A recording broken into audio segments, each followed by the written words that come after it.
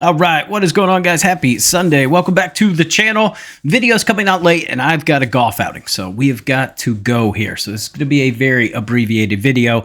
I've got 4 best bets. I'm just going to tell them to you guys. We don't have the screen. Again, I am in a rush. Didn't really plan on making a video, but kind of felt bad not doing it. So we are going to churn through this. Recap yesterday. I think we went 2 and 3. We nailed the Padres plays. The rest of them, not good. We went down about a unit. It's not good. So let's turn it around today. 4 plays today. 3 are plus money. Let's get into this card. First game is going to be the Reds and the Cardinals. Cardinals pulled another one off yesterday. Won 3 in a row. Reds have lost 5 in a row. I think they salvaged the series today. Give me the Reds race to 4 at plus money. Brady Singer, we've been fading him. He's had 3 pretty fantastic starts. Splits look really good. Palante's been an absolute dumpster fire. It's been getting rocked on the road. He's got a 5 ERA. I think the Reds jump on him early and often today. 73 degrees at GABP when pretty much blowing left to right. So give me the Reds in this one, but we're going to take the race to 4 plus money. Next game, Padres and the Twins.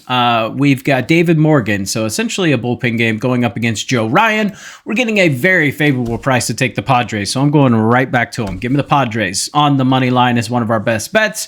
Joe Ryan, got nothing to play for. Didn't really look great last start. This Padres bullpen is outstanding. I think they get to this Twins bullpen that I have zero respect for. 74 degrees, 6-mile-an-hour wind blowing in. Give me the Padres here. Next game, going to be Pittsburgh game. Boston. Pittsburgh coming off the win yesterday. Don't look now, but Pittsburgh's 8-2 in their last 10 games. But Boston's 7-3, and they've lost 2 in a row. You've got Giolito going up against Mitch Keller. Give me the Red Sox, -1. I don't want to take run line because we're not guaranteed 9 ABs. So I typically only want to take run line when I've got the away team and the guaranteed 9 at-bats. But Keller, last 30 days has not looked good. Doesn't look great on the road typically. 354 average to lefties, 311 to righties. Elevated hard hit percentage. Not been great with runners in scoring position.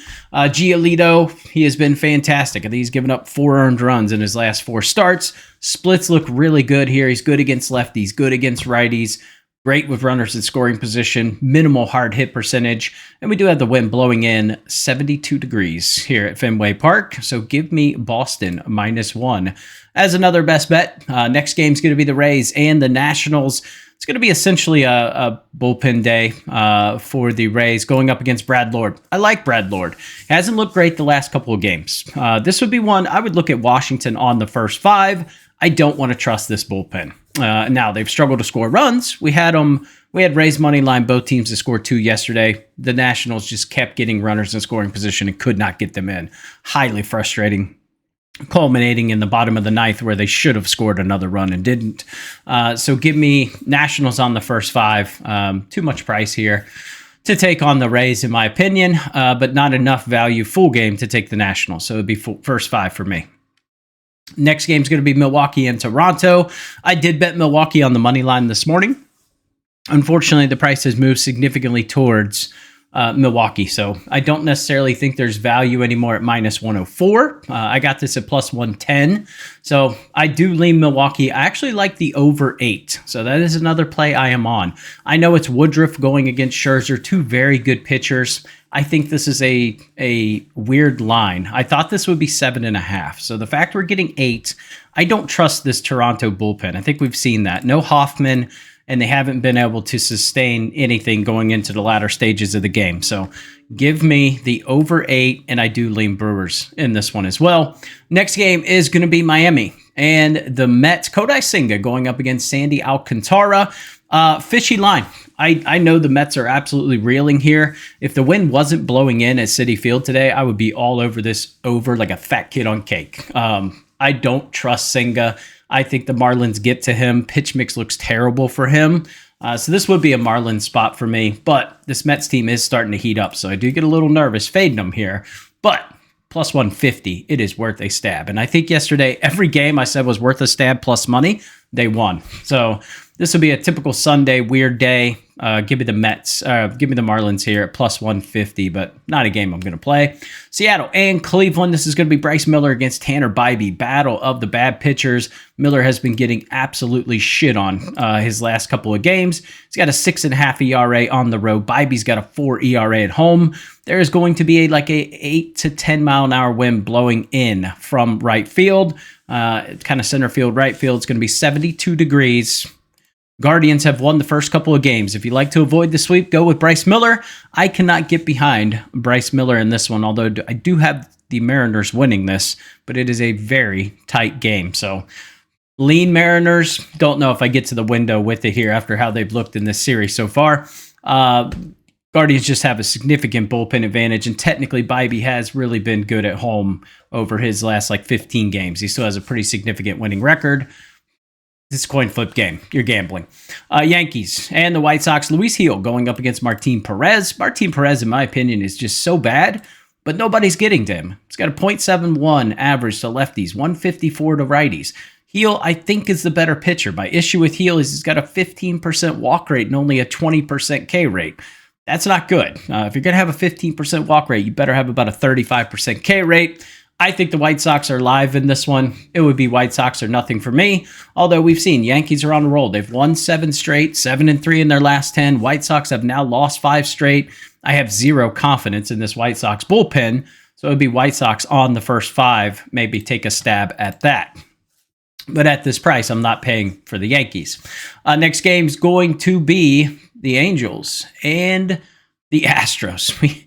Fucking Astros lost last night. We had them on the money line in our 2-leg. Couldn't even come through. Hunter Brown going up against Soriano.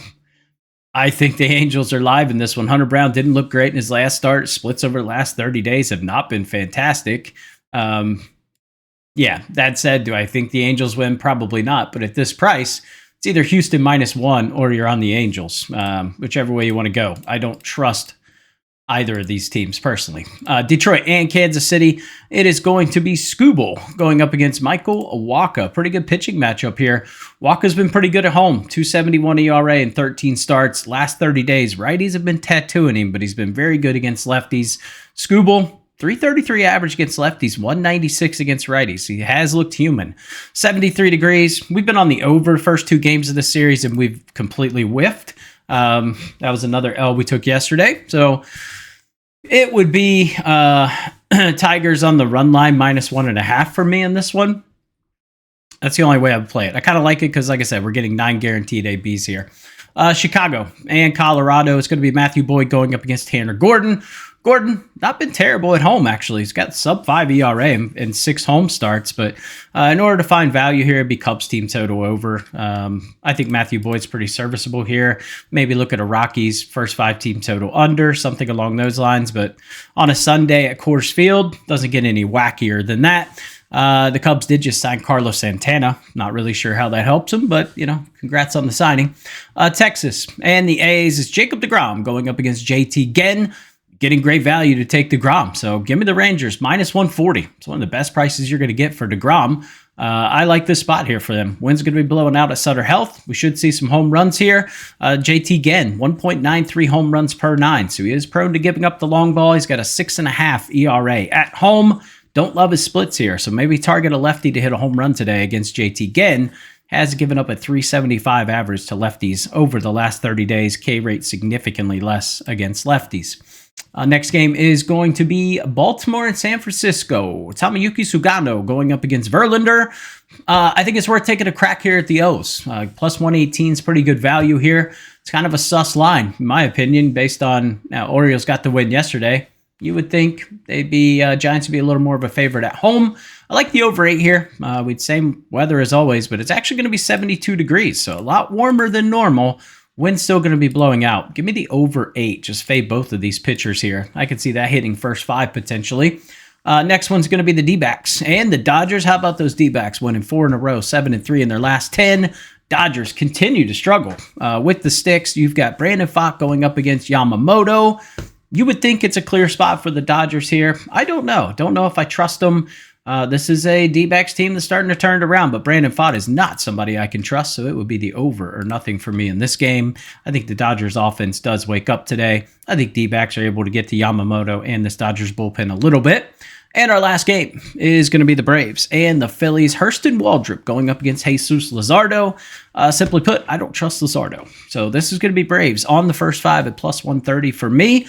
Don't really want to trust the back half of this Braves pin, but Hurston Waldrop has been fantastic. 0.73 ERA. He's got 24 innings under his belt. We haven't seen teams get to him yet. So it's one of those show me type of mentalities. Now, Waldrop is giving up a 276 average to lefties, but he's been fantastic to righties. So if he can get past Schwarber, which maybe Schwarber hit a home run's not a bad prop tonight, but not going to take it. But Luzardo, like I said, just don't really trust him. Walk rate's a little high for me. K rate's a little low for me. So this is just, well, I guess his K rate's not low. That's actually a complete fallacy. 10.55 Ks per 9. So it is pretty stellar.